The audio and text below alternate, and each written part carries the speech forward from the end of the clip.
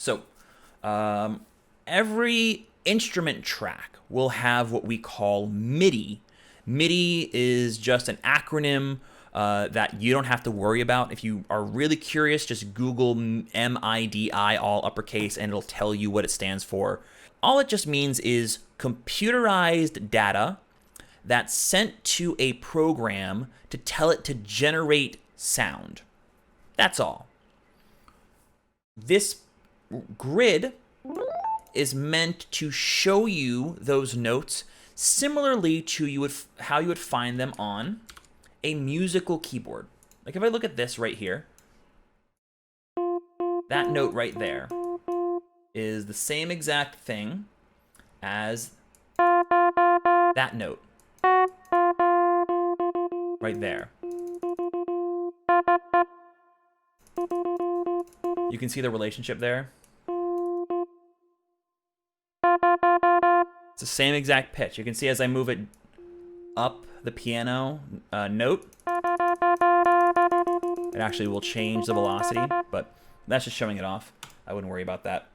When you are writing, what you need to focus on is the scale or the sequence of notes that you're writing in, the phrasing, which we talked about with that question and answer stuff here, and also the relationship of those elements to the grid, which are all these lines back here. If you notice, all of these, with the exception of this one note, start on a line. They don't always end on a line. Sometimes they end before or after a line, but they all start on a line. If I solo this instrument and turn on the metronome, notice how the metronome clicks every time we move past.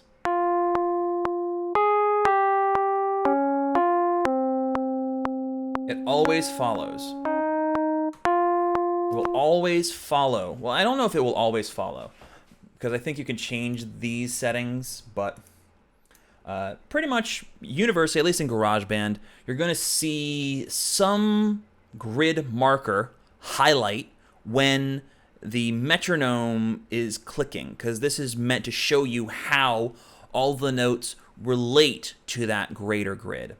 Now, if I move this note, for example, to the left just a little bit, listen to the change in the flow.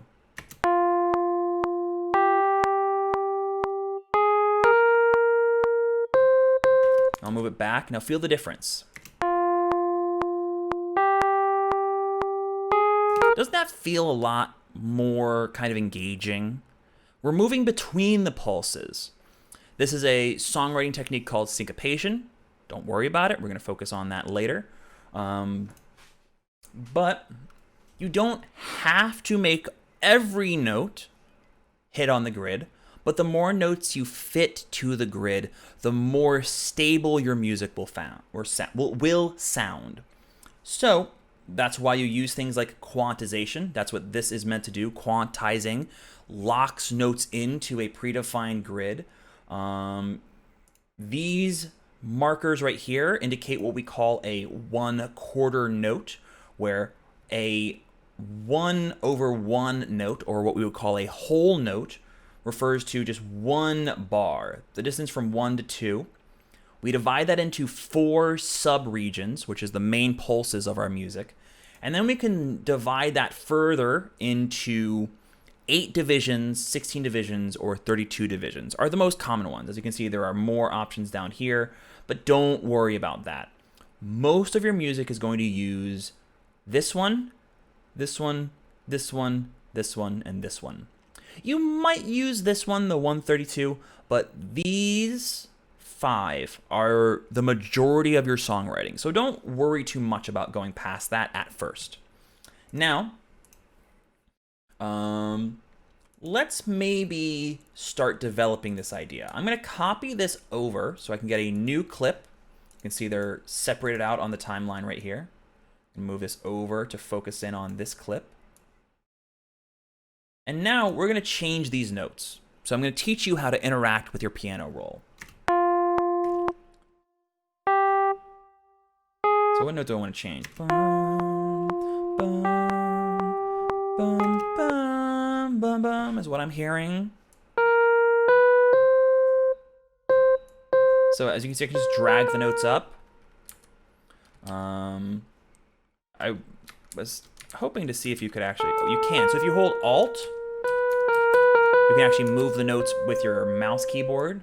I was just forgetting the hotkey because it changes based on the program you use. So figure that out. By the way, that's what the first step we went through was when you're learning all the hotkeys and stuff. I'm going to move these down.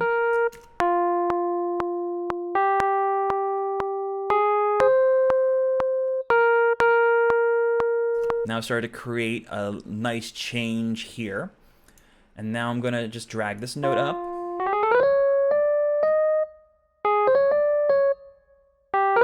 To just a melody that I was hearing in my head.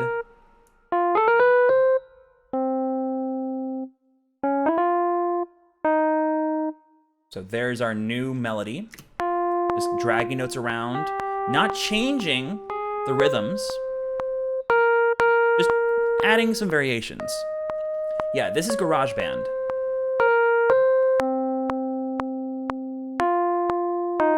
So I don't quite like that ending, so let's try changing this.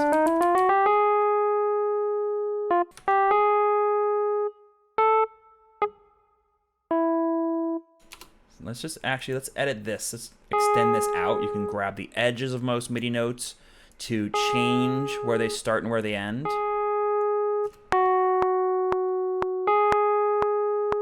If you want to add notes on top of each other, click a note. Just hold Alt. You can see as I remove the Alt key, it removes that little plus symbol.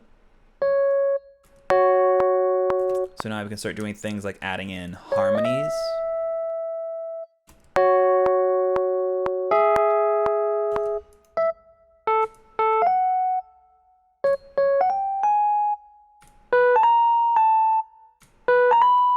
Sorry, I hear the melody already, so I'm just writing the counterpoint.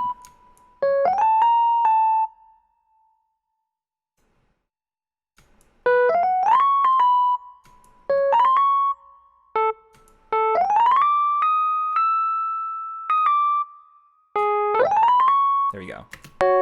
And you can start doing little pairs of notes.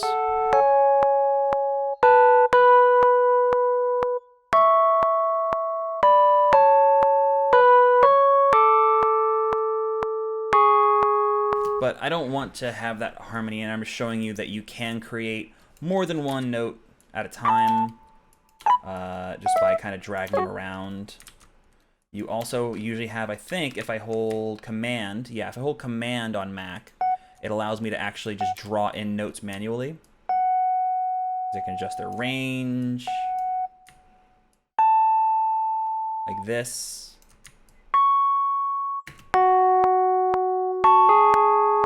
To create more expressive ideas.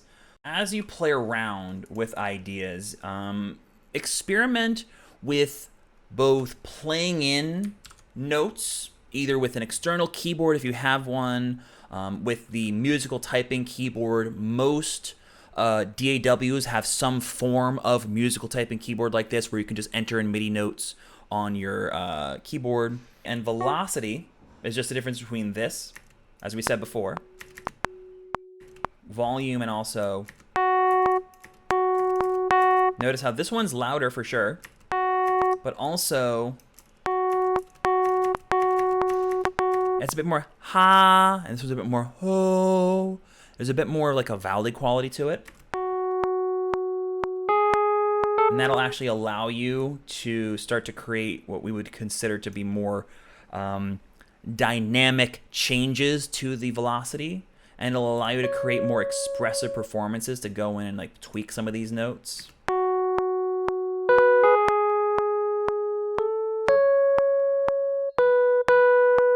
Makes it feel more like a human being is playing it. So knowing about velocity, how to adjust velocity is a really useful skill. You can also do what we mentioned before, which is called automation. You can see now each note velocity is visible here.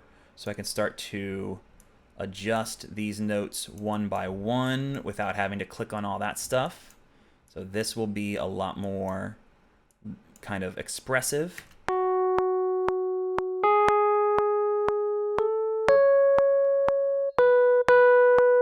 feels more kind of live.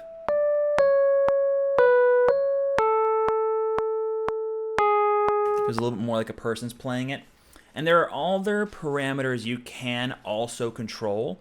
Like, for example, let's try playing with this control called chorus, right? So chorus, if I press the letter B, connects with this thing right here called chorus. Let's increase this.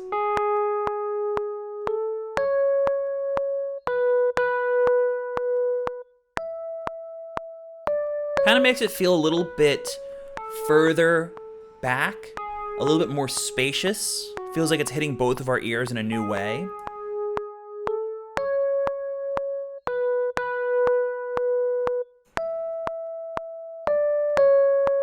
So let's actually control that, right? Let's take this overarching 16-bar idea and let's start playing with this. You can see down here I've instantiated it. See, chorus is off, looks like it's at the very bottom. Now I'm just going to add another point, and I'm going to just slowly bring this up over 4 bars, then bring it back down.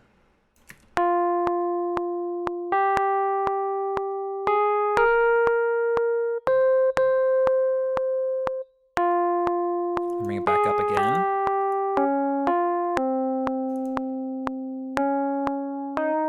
Like that.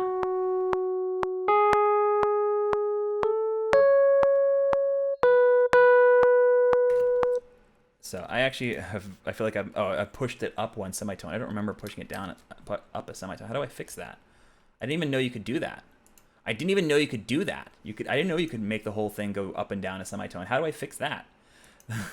That's a GarageBand thing I haven't figured out. So we're going to delete that and duplicate this by copying it over, holding Alt. And now we have a whole new set of automation. And rather than maybe writing a new melody, let's maybe make this change more, right? Make it a little bit more drastic. And then maybe pull it back down to the very end. So we have this one starting idea. And we're starting to create this motion in it to make it evolve over time, not just by changing the individual MIDI velocities, but also the overall timbre or tone of the sound.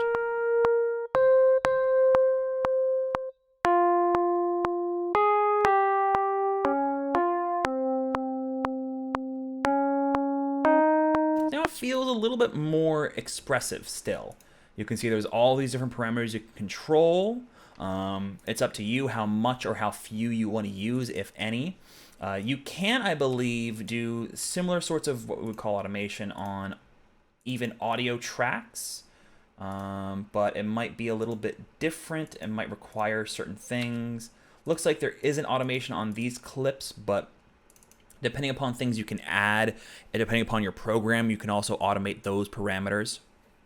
But now that we know how this piano roll works, how we can kind of control the different aspects of the program, let's go back into songwriting and let's take this 8-bar idea and make it into a 16-bar section. What we could consider the start of our song, right? So now what I'm going to do is I'm not going to duplicate all of this.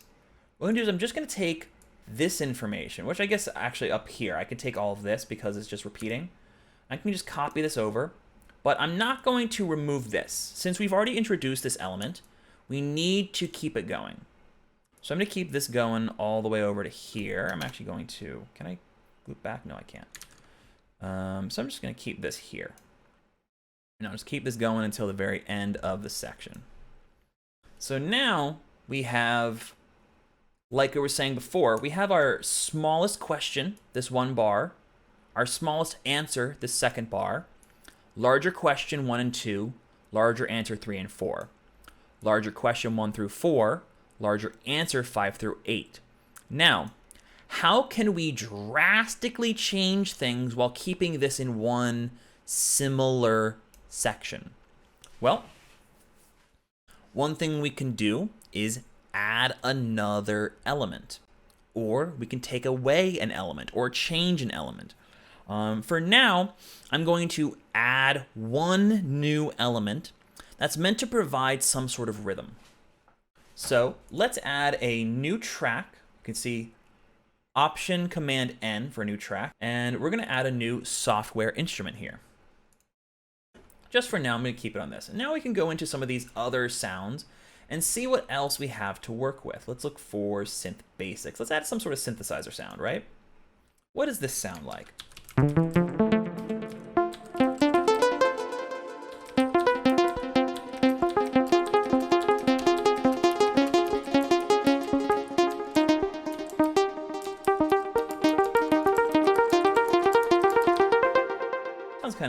Sounds kind of nice. So let's maybe record in a little, no, we'll draw in a pattern. So what I'm gonna do is I'm gonna right click here, create empty MIDI region. And I'm gonna just create a 1-bar loop that we're going to automate over time. So I'm gonna hide the automation. We're just gonna write a note. I like that C. Oops, that's too low. Let's go up to C3. Too low. Let's go up to C5. Yeah, I like that. So C5, extend this out. Now I want to do F. Then I want to do G sharp. And I want to do F. So let's go to this section now and see what it sounds like.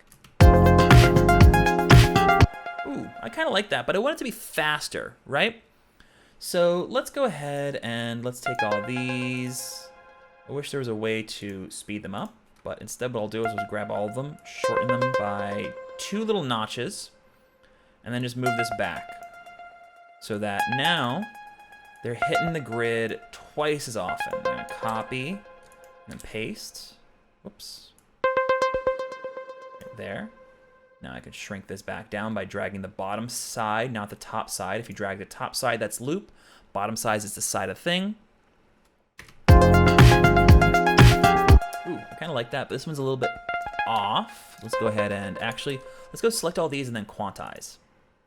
Oop, doesn't do it quite right, so let's move this over. Get this right, there we go. Just quantize. Everything should be locked in now. Yeah, so now we're just gonna keep this rolling the whole time.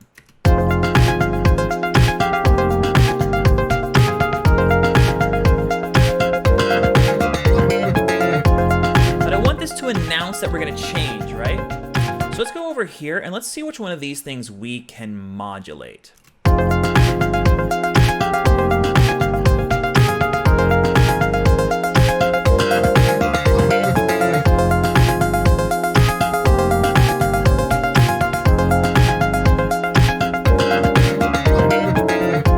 that might be a good one. Automate the actual cutoff up and down. Let's open up this automation. Let's go over here to where it says cutoff. And now I'm just going to place a node where it starts. I'm going to place a node here at the ending. Whoops. Can I not extend this over clips? Can I not extend this over clips? Really? That's a little bit surprising. Is there a way to join these together then?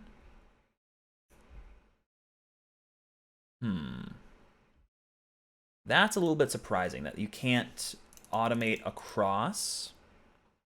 I guess what we can do then is we can just create a little node right here. Okay,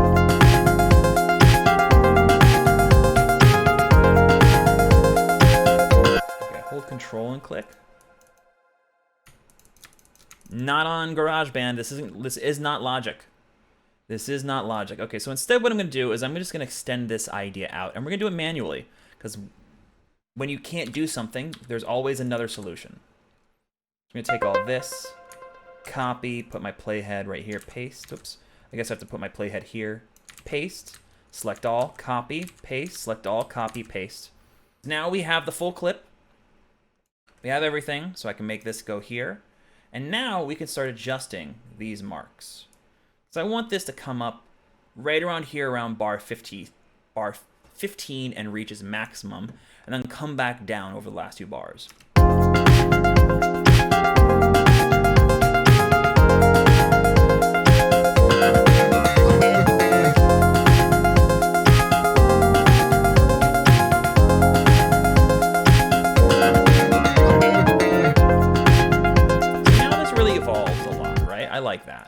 going to pull this down just a little bit to make it a bit softer. Let's see if there's anything else we can automate on this. I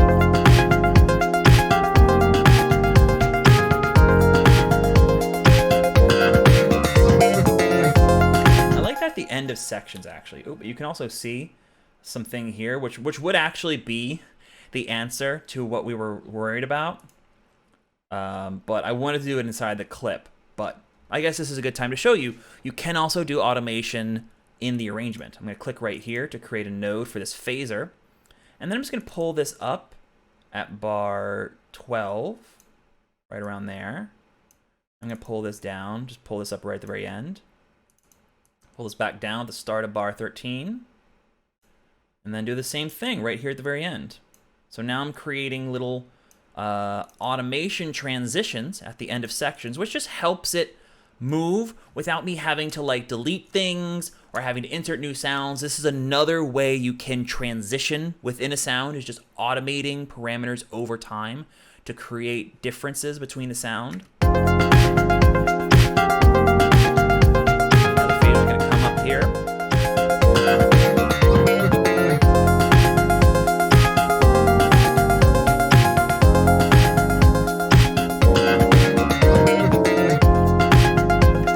Feels like it's always evolving and moving, right? But I want something more. I want something that this sound will not give us. So what I'm going to do is I'm going to create a new audio track with now Command Option N, another instrument track. I'm going to go grab a different synth. Let's try synth layers. What's synth layers? What happens if I add this? What does this sound like? Let's open it.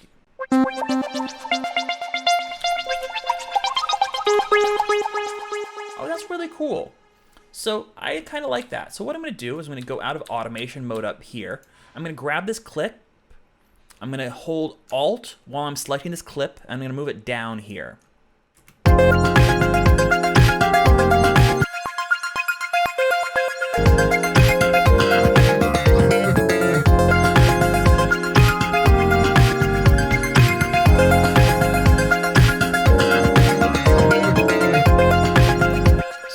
I have two sounds playing the same thing. If I solo them, they sound fairly different.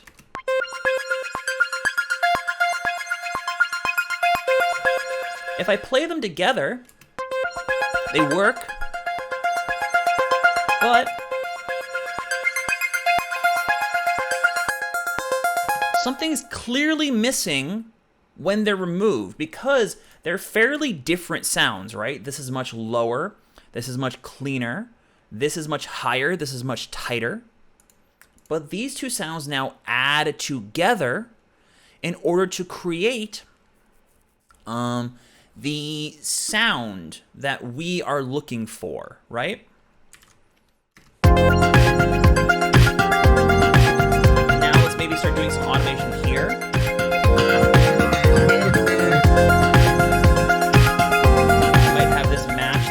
Automation we did before.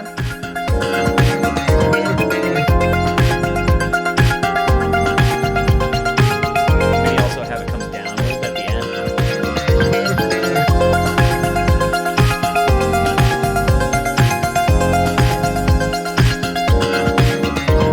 And you can see it looks like it already automated the reverb, which I don't remember automating.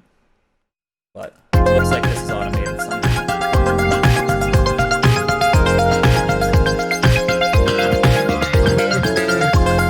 Hey, now we're starting to create a variation. If we go back to the first half, we've begun our song.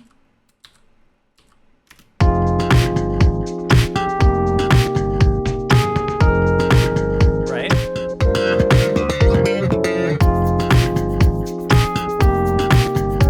Now we get into the B section.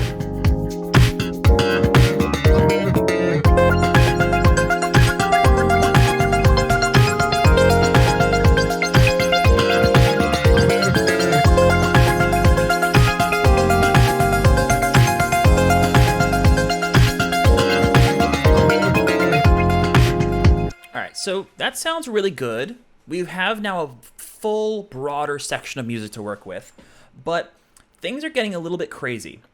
Things are getting a little bit wild. So what I'm going to do is now I'm going to do Command Shift S.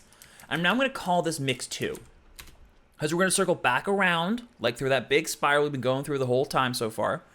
And we're going to focus in on mixing these elements. So we're going to do the same thing we did before here. I'm going to move these below the melody, between the melody and this. Now, I think this is technically higher in frequency than this, but I want to join these two sounds together as one broader sound, right? Pull these down to minus infinity. And now I'm just going to start mixing these in with volume.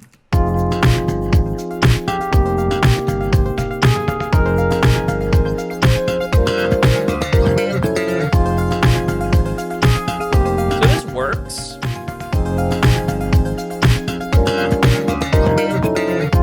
But I feel like now things are starting to take up space. And I don't really have any room for these sounds to exist. So what I'm going to do is I'm going to start using these things right here, which we would call pan pots. Or they would call them in here probably the pan balance knob. But you might see them referred to as pan pots, which just refers to a potentiometer, which is just saying a knob. It's just a fancy way of saying a knob, so knob works. I'm going to take these two elements because they are in close to the same frequency range as our piano, but they're not as important, I think. I think this piano is important because that's our melody, that's our lead line. So now I'm going to go ahead and I'm going to pan this one to the left. I'm not going to go all the way. You can go to minus 64 or positive 63. I don't know why they do it this way. It's such a confusing way, but I mean, I know why, but I wish they would just use percentages. But I'm going to set this to like about, it looks like this is about 9 o'clock or so on like a 12-hour clock position.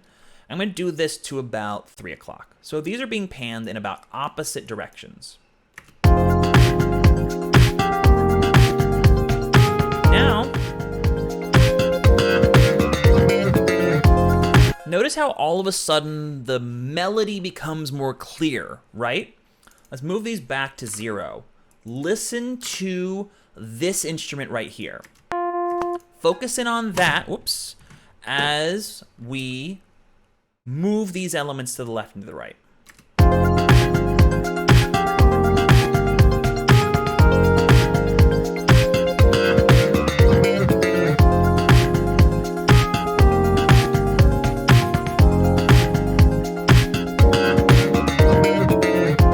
Notice how just by moving these out of the way of the main instrument, this classic electric piano right here, the sounds become more mixed together. This lead steps forwards, these things step to the side.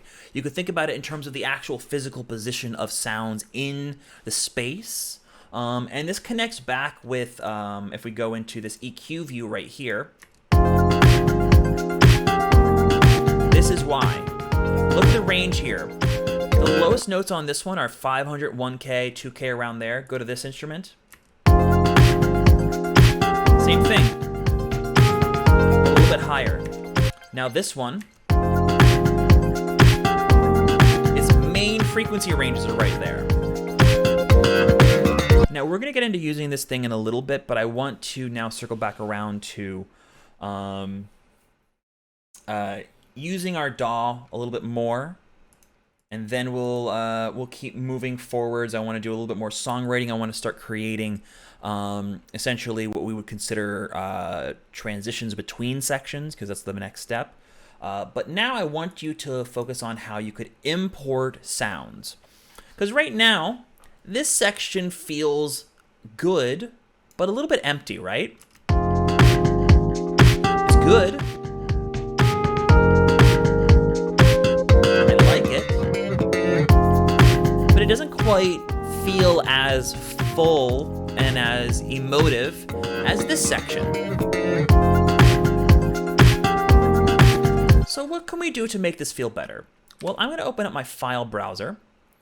And I'm actually not going to open my file browser. What I'm going to do is I'm going to actually just open up my Finder, because the file browser is, I think you have to add folders, and I don't want to spend time doing that. So instead, I'm going to add some of my own samples to this project. I'm going to go to packs, go to self-made, and then go to my 2019 sample pack. This is my 2019 sample pack right here. I mostly just need this, because what I want to do is I want to start grabbing effect sounds, which are going to help my song feel like it's flowing together. The first thing I want to do is I want to add what we would call an impact. I'm going to use, where is it? This one right here, Impact Ultra Deep. I use this one all the time. Now I'm just going to drag this into GarageBand right here, down here at the bottom. You can see it creates a little blue clip to show that it's audio. Just a big hit. I'm going to mix it a little bit.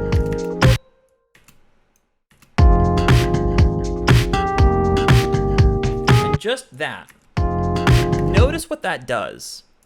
It's very subtle, but it gives us this little announcement that the song is starting. It's a little bit quiet though, so I'm going to get something that's a little bit higher in frequency.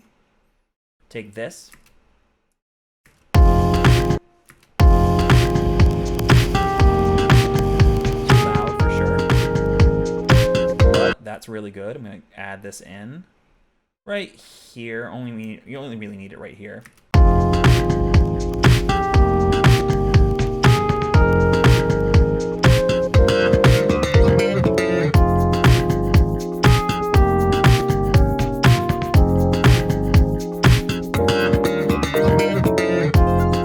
So now this is feeling a little bit better. Notice how these are also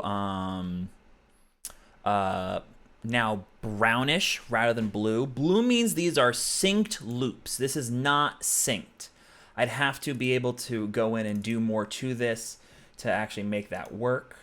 That's what this would be for, kind of taking these things and sort of trying to line this up. I'm not going to worry about that. That really doesn't, to me, matter in terms of what I need to do here. So instead, all I'm going to do is I'm just going to go in here and I'm just going to create some volume automation to just bring this down. So now this fades out, so it should feel much better. So what I'm going to do now is I want to start blending through these transitions. So we've introduced this section. Now I want to add some more sounds that pull us into the next section. I'm going to use this thing called sweep, this one right here. I'm going to put this right here at the end of the section, right there. And then I'm going to make sure this is cut off right at the end. I don't want it to go over. And then I'm going to do the same sort of automation. This is the only way I can think to do this right now. I'm sure there's a better way to do this volume fade. But let me just pull this in here and just... All right, so that's good. Let's pull the volume down a little bit. And then just fade this in over time.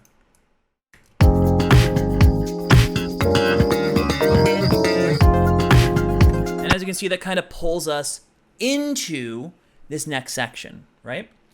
So now I just want another little splash, impact kind of sound. I want something that's a little bit higher in frequency.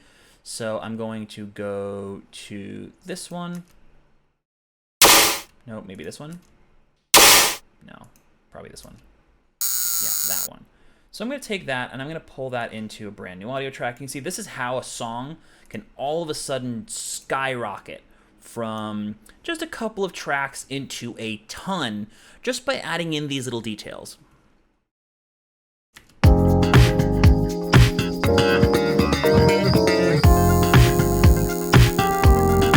might even copy this over just to keep it unified, and then copy this automation over to here.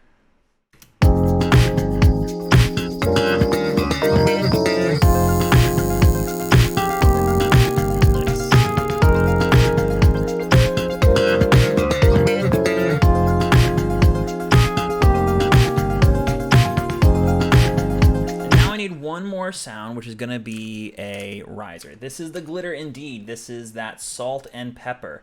This is the spice. Now, I will say, it's not super important to have this now. I'm doing this because I want to show you how to import sounds into your projects. But it's really not super important that you set this up right away. I just find that it's good for demonstrating this concept. I'm just going to grab this thing right here called riser, maybe already printed. It doesn't really matter. I'm just going to set this up. And since this sample is kind of not timed in, it doesn't really matter. So what I'm going to do is we're just going to automate the volume, just like before. Turn this down, make sure it's in. Let's just pull this over here.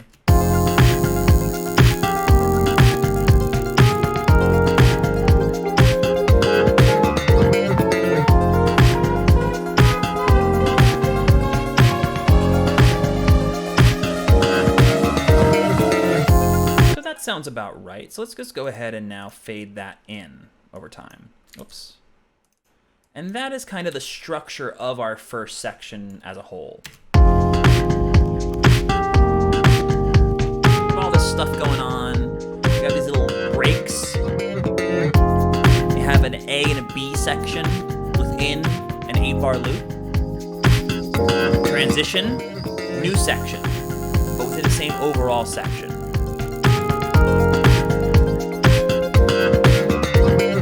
Slowly building tension.